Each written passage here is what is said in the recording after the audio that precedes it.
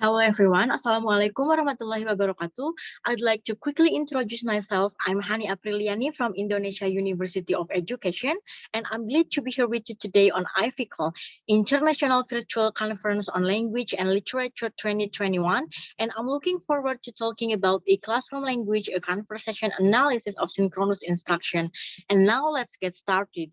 Okay, on this presentation, first, I'm going to present about the introduction or the background of the study, second about the literature review, and then I'll share with you about the methodology and also the result and discussion, and the last about the conclusion.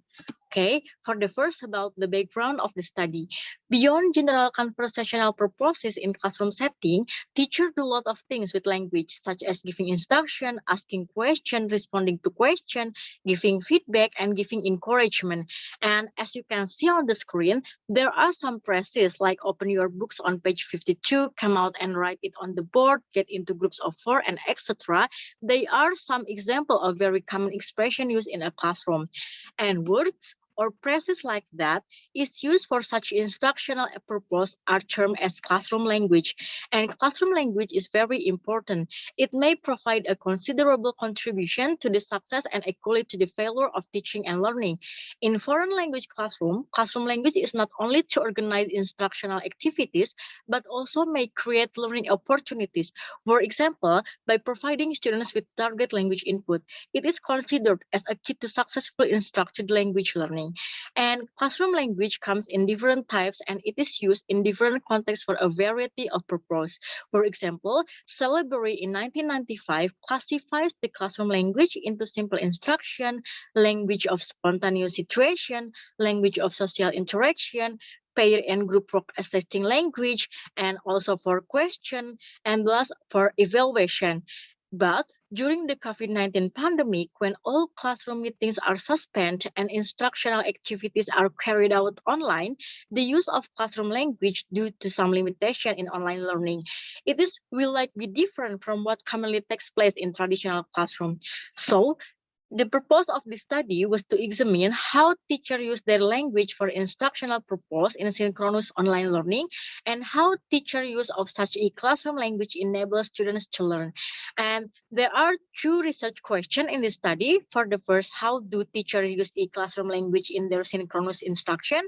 And the second, what features of teacher use of a classroom language provide learning opportunities for students? Next, what is classroom language?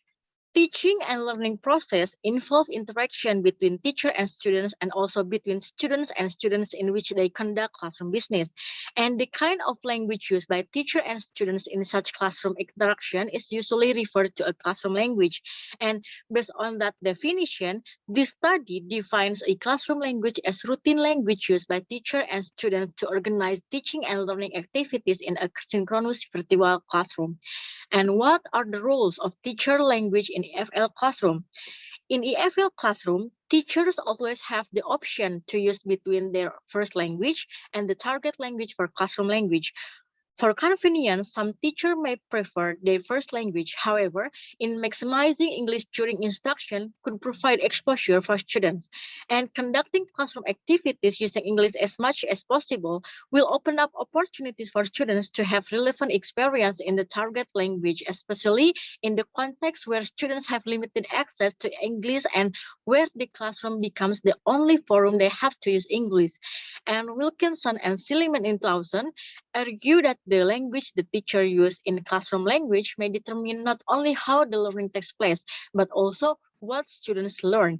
In other words, in a foreign language classroom, the language that the teacher uses may serve not only as a tool to orchestrate instructional activities, but also as a key source of input. Therefore, it takes a certain level of teacher proficiency in English because target language proficiency is an essential part of EFL teaching expertise that could have a significant impact on student learning. And the teachers with poor command of spoken English will find it difficult to organize the lesson. And next, what about the conversation analysis? The conversation analysis deems social context as dynamic, constantly being formed by the participant through their use of language and the ways in which turn-taking, openings and closures, sequencing of acts, and so on. And next, about the relevant previous studies. Teachers' use of e-classroom language and how it provides learning opportunities have been documented in some previous studies. For example, Ken and Rinandia in 2017 put forward that while teachers proficient in the target language could provide good models of the target language. And what seemed more important is how teachers should use their target language to provide affordance and learning opportunities for the students. And they found that even highly proficient teachers could only provide limited affordance and learning opportunities for the students. And Walls in 2002 analyzed interaction between teacher and students and found some features of teacher use that could facilitate and obstruct learning opportunities. And some features found that facilitate learning included direct error correction, content feedback, checking for confirmation, extended wait time, and scaffolding. And this finding is used as the theoretical reference for data analysis in the study. And next, about the research methodology. First, about the research design. This study was conducted using a qualitative case study approach. This approach was selected because the present study in its nature is focused on a particular case of how a teacher use language for instructional purpose in their synchronous virtual classroom.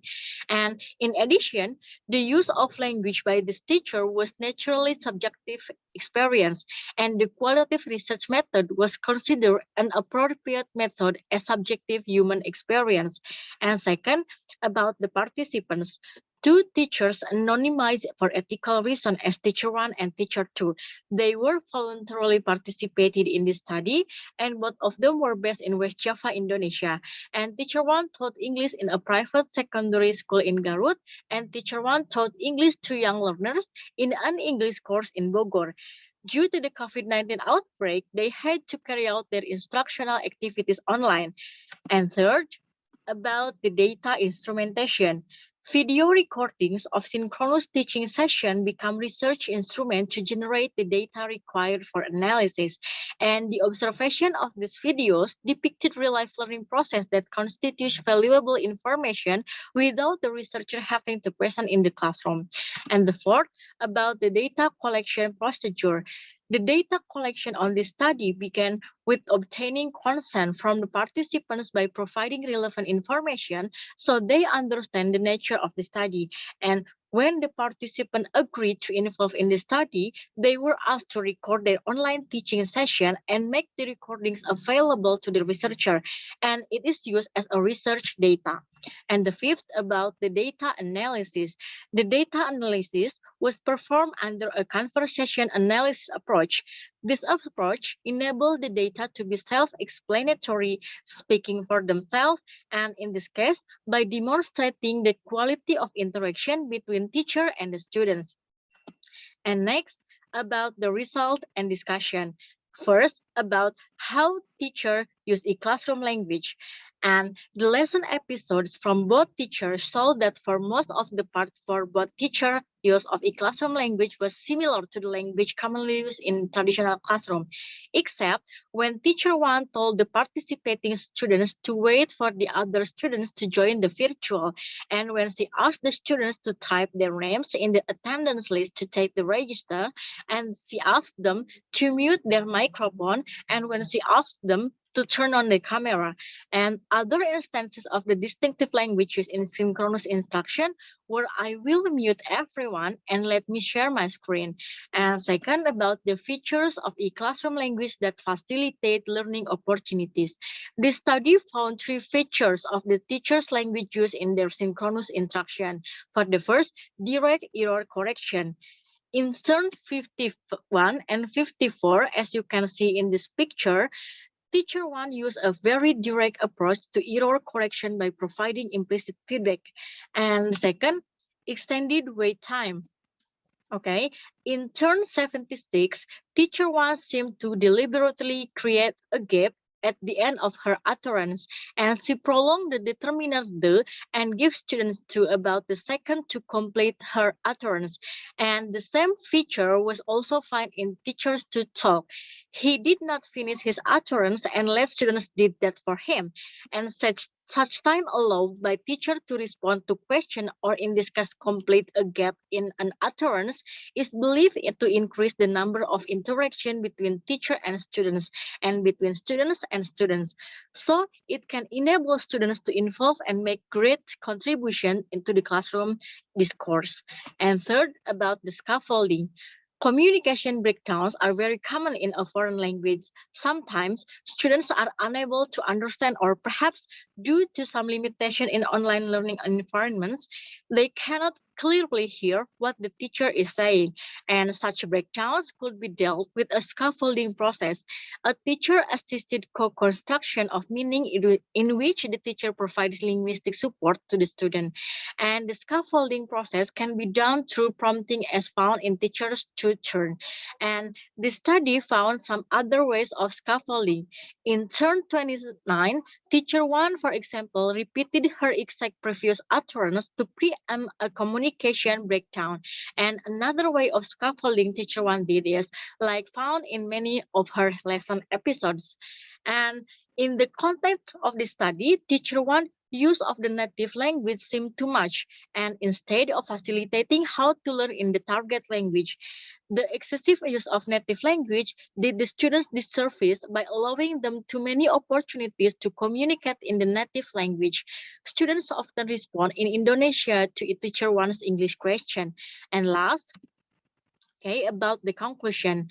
The result of conversation analysis shows some utterances used in online class synchronous instruction, and some expression like "let me share my screen," "turn on the camera," and "I will mute everyone" are not normally heard in traditional classroom. And teacher mostly use expression quite similar to those used in traditional classroom. Feature of teacher use of e-classroom language that facilitated learning opportunities for students include direct error correction, extended wait time, and scaffolding. In any circumstance, it is suggested that teachers use their classroom language in such a way that they create learning opportunities for students. And for further studies, there are recommendations to involve more participants so that richer data can be obtained. And here are some references that used in this study. And thank you for your attention. If you have any question, please write your question on the IVCall website. Thank you for your attention. Assalamualaikum warahmatullahi wabarakatuh.